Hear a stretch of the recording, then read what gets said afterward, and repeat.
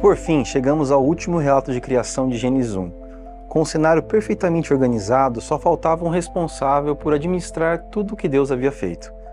Para ser capaz de cultivar e guardar o mundo recém-criado, este ser precisava ser intelectualmente superior aos demais, de forma que sua mente fosse capaz de exercer influência sobre os animais. Para tanto, Deus escolheu colocar neste ser, e somente nele, características encontradas apenas em si próprio, tornando o homem o único ser criado à sua semelhança. Sem o tamanho e a força das outras criaturas, o ser humano precisaria confiar na própria consciência e utilizá-la como vantagem na natureza.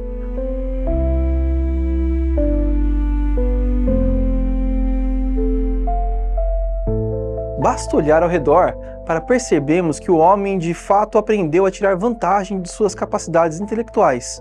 Contudo, o rumo que a humanidade tomou não estava dentro dos planos de Deus. Ainda que a queda e restauração do homem façam parte da cosmovisão bíblico-cristã, não iremos nos aprofundar nesses aspectos durante esse episódio. O que faremos aqui é colocar à sua frente diferentes argumentos possíveis sobre a origem da vida e deixar que você mesmo decida no que deseja acreditar.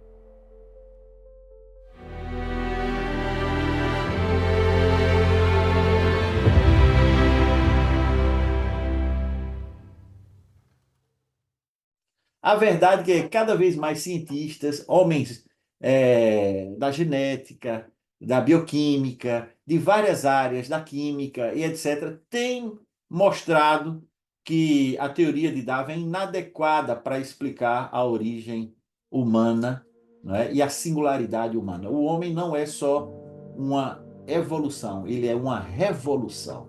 E a ciência tem mostrado isso de uma maneira tão forte. Será que a gente tem pontos em comum, né? Eu diria que sim. Não estou sendo herege dizendo que existem algumas coisas que são defendidas aí pela teoria da evolução e que nós, como criacionistas, a gente entende que realmente é desse jeito, né? Depois de tudo que conversamos, depois de todos os argumentos colocados à prova, como podemos assumir que os cientistas evolucionistas estavam certos? Calma, não é isso que faremos. Na verdade, existem pontos de convergência na astronomia, biologia e geologia, por exemplo, mas esse consentimento não enfraquece em nada o relato bíblico e, portanto, não temos com o que nos preocupar. A verdade é que por muito tempo a Igreja se posicionou de forma negacionista e afastou os cientistas cristãos de verdade sobre o universo, e as consequências desse período sombrio podem ser observadas até os dias atuais. Mas um ponto que é interessante, que nós vemos hoje, concordamos, né, com os biólogos evolucionistas, é que os seres vivos eles têm sim a possibilidade de mudar. Deus não criou os animais ou os seres vivos de uma forma fixa, né? No século XIX, os criacionistas eles eram conhecidos como fixistas. Então, infelizmente, isso fez com que eles ficassem com uma imagem meio estranha, porque ali até a primeira metade do século XIX, é lógico que o criacionismo predominava por causa dessa questão da igreja, mas as pessoas já estavam vendo as evidências mostrando, né, vendo as evidências mostrando, peraí, a gente está conseguindo ver os animais se adaptarem, eles mudam, né? Até mesmo em casa, você tem uma fazenda em casa, você vai cruzar os cachorros, boi, aves e tal, e você vê que existe modificação nas características dos animais. Como assim? Deus criou os animais de uma forma e eles permanecem assim até hoje. Então, essa questão do fixismo, infelizmente, ficou, e foi algo que os criacionistas não arredaram o pé durante o século XIX. E foi uma das causas, uma das razões, assim, do porquê a ideia do Darwin foi tão, assim, receptiva, né? As pessoas receberam isso muito bem, porque de alguma forma isso saciava o anseio que as pessoas tinham de preencher essas lacunas que eles estavam encontrando e que, infelizmente, naquele momento a Bíblia não estava podendo fornecer, até porque a Bíblia não é esse tipo de livro, né? Nos prender ao fixismo também resultava em problemas teológicos e colocava em xeque a veracidade do relato bíblico. Pense comigo, na descrição do dilúvio, por exemplo, a Bíblia não diz que Noé colocou na arca um casal de cada animal existente. Seria impossível, uma vez que existem diversas espécies dentro da família Canidae, por exemplo, como cães, lobos, raposas, isso sem mencionar outros animais. Se considerarmos todas as espécies animais conhecidas atualmente, percebemos que seria logisticamente impossível para Noé abrigar um casal de cada uma delas na arca. A variedade genética observada hoje em dia sugere que as espécies tiveram um processo de diversificação ao longo do tempo.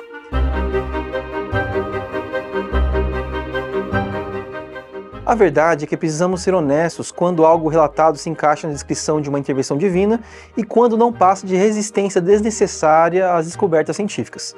Além disso, é importante reconhecer que a interpretação literal de certos eventos bíblicos podem conflitar com evidências científicas bem estabelecidas. Ao reconhecermos as limitações de uma leitura fixista, abrimos espaço para uma compreensão mais ampla da fé e da ciência. Só que ao longo dos anos, especialmente aí nos últimos anos, século XX, né, a ciência foi crescendo e aí a quantidade de evidências cresceu de uma forma que fica meio que complicado a gente dizer que os animais, os seres vivos são fixos, né? Então, hoje, nós criacionistas, nós entendemos que os seres vivos eles podem mudar por processos adaptativos e até mesmo pelos cruzamentos, né? Um grande exemplo que a gente usa são as diversas raças de cachorro, as diversas raças de gato, né? Tem aí raças de boi também, e até mesmo formar novas espécies. Só que a semelhança para aí. Por quê? Quem é da cosmovisão evolucionista vai falar o seguinte: olha, se eu tenho tempos infinitos, então essas mudanças podem acontecer infinitamente. Então, um réptil, um lagarto, por exemplo, ou um réptil X, ele pode ter dado origem às aves que existem hoje, porque de repente ele tinha penas, e aí começou a surgir um bico, né? Enfim, o corpo dele começou a se transformar, e não por processo de mágica, mas a evolução afirma que pequenas mudanças no DNA foram responsáveis por fazer com que essas mudanças aparecessem, e aí a seleção natural vem e seleciona aquelas mudanças que vão ser benéficas para o organismo e aquelas que não são. As que não são eliminadas, e as que são vão se acumulando ao longo do tempo. E aí essas novas características, órgãos, membros, planos corporais vão aparecendo e as coisas vão se diversificando, né? Então, você vê como a gente traz a questão do tempo de novo. Então, se eu tenho um tempo infinito e eu tiver tempo suficiente, muitas mudanças podem acontecer e posso diversificar sem limites também os animais. Nos episódios passados, já desmistificamos a questão do tempo e das mutações positivas, pois ao analisarmos detalhadamente as informações que temos em mãos, não podemos concordar com macroevoluções. Examinando mais a fundo a questão temporal e as variações genéticas, fica evidente que as macroevoluções partem de um conceito que não se sustenta frente às informações disponíveis. A magnitude das mudanças exigidas pelo conceito de macroevolução é simplesmente incompatível com os dados observacionais que dispomos.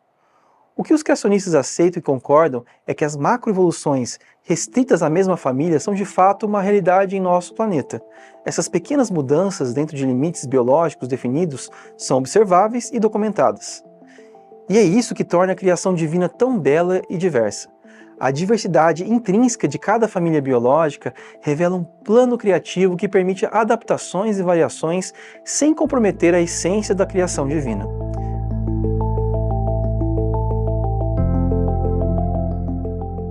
Mas existe ainda um ponto que nunca proporcionará um acordo entre criacionistas e evolucionistas: as diferenças entre humanos e animais.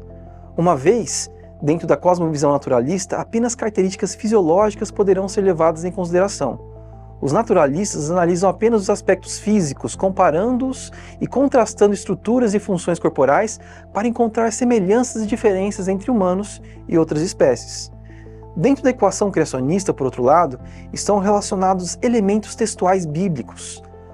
A perspectiva criacionista inclui não somente as características fisiológicas, anatômicas, mas também aspectos espirituais e morais, baseando-se nas escrituras sagradas para explicar as diferenças fundamentais entre humanos e animais.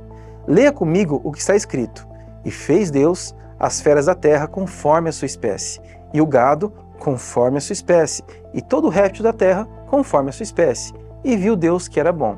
E disse Deus: façamos o homem à nossa imagem, conforme a nossa semelhança.